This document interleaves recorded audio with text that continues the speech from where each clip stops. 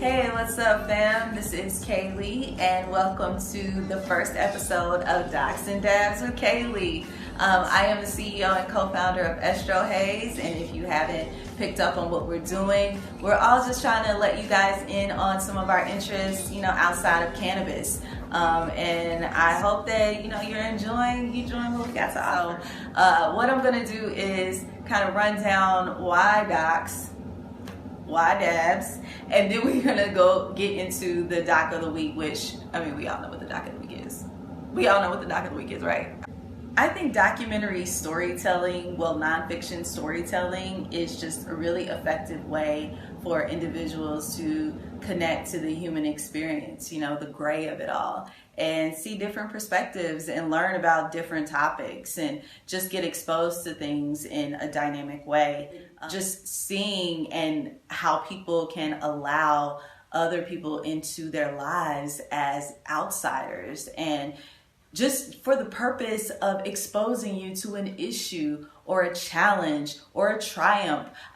It is literally being a perpetual fly on the wall. And I find that to be fascinating because I find humans to be very, very, very interesting. I think it also makes you more empathetic to situations that you just might not have been familiar with or didn't trust, or, sometimes we get in our bubbles. So docs can help you get out that bubble.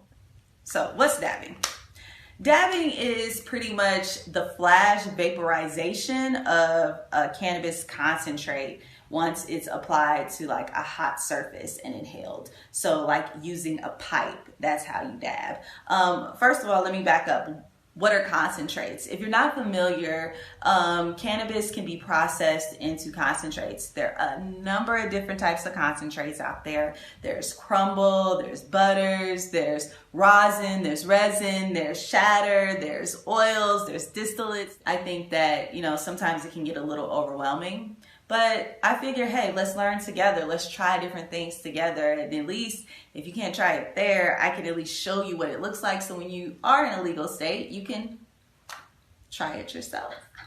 I have my tools. So, all right.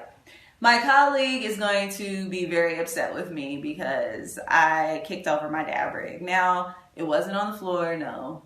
I was clumsy, yes. And I kicked over my rig. I do have a handy dandy nectar collector, which is a glass pipe that you can also use to dab. What are we dabbing today? We are dabbing some strawberry cough live resin that I picked up from Simply Pure, and it is processed by Dabbington.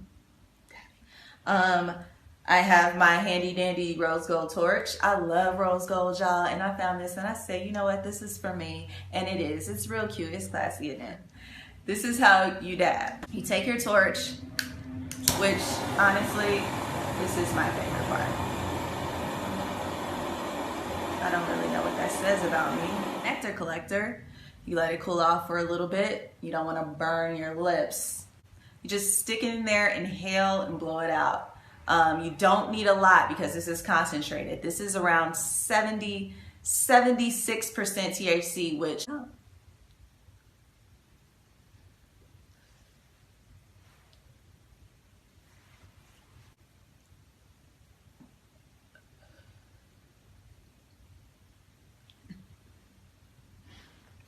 Yes, honey. How do I like dabbing?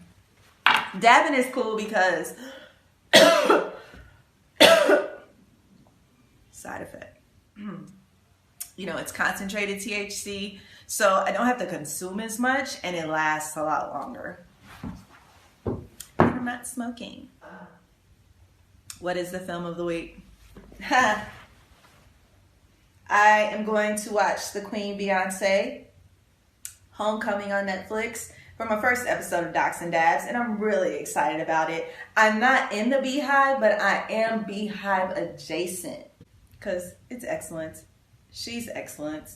So excited. Be back.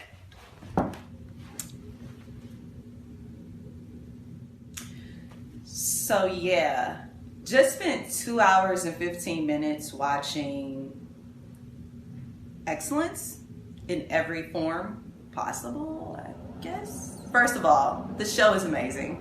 I wasn't able to be at Coachella because unfortunately I wasn't able to go, but I saw all of the clips, saw all of the videos from friends. Seems like it was a great show. This incredible, like, back and forth of both weekends and incorporating video footage in there that had like a more intimate kind of feel. I really dug it. I mean, it was a great show, and this is a show that we've known about and we've seen, but they definitely captured it in a really dope way. The part that I really wanted to talk more about was kind of the behind the scenes footage, which naturally was like super interesting. First of all, Beyonce is just a dope ass leader, y'all. I mean, yeah, she's a phenomenal businesswoman. She is iconic as a performer and singer, but as a leader, she's tops. She's top. And one thing that really resonated with me and just, I was just taken back by her level of gratitude that she had. I mean, she is the #1 star in the world. I mean, according to me, and so many other people. And she seems to live in a state of gratitude, which is dope. She mentioned how much she loved the people that were involved in creating this, even though she pushed them toward excellence, toward perfection. She valued their time and she wanted to create something amazing. She kept saying, I am just so grateful to have this platform to be able to execute a vision.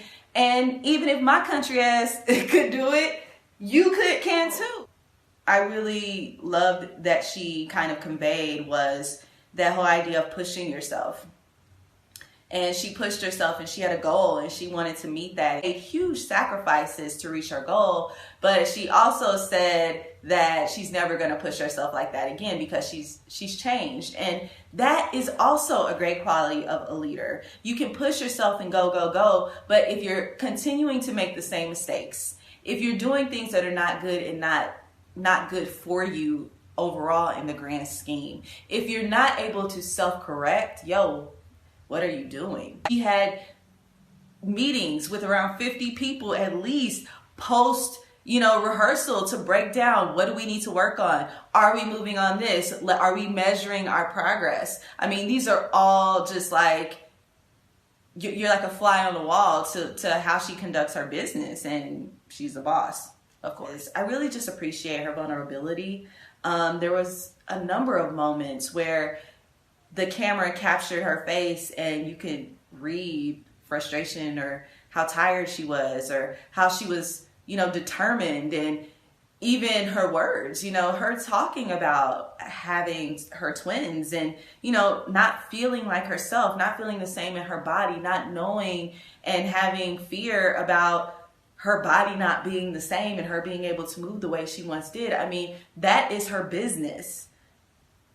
Performing. So letting us in on that, those intimate moments, ooh, I appreciate it because so many people can relate to it. Maybe not in regards to performing and being on stage at Coachella, of course, but a lot of us can relate to those types of feelings of fear and vulnerability and not knowing kind of what the future might hold, but we are just fast and determined to just keep going. And, big ups to Beyonce for that. Like, I super appreciate that.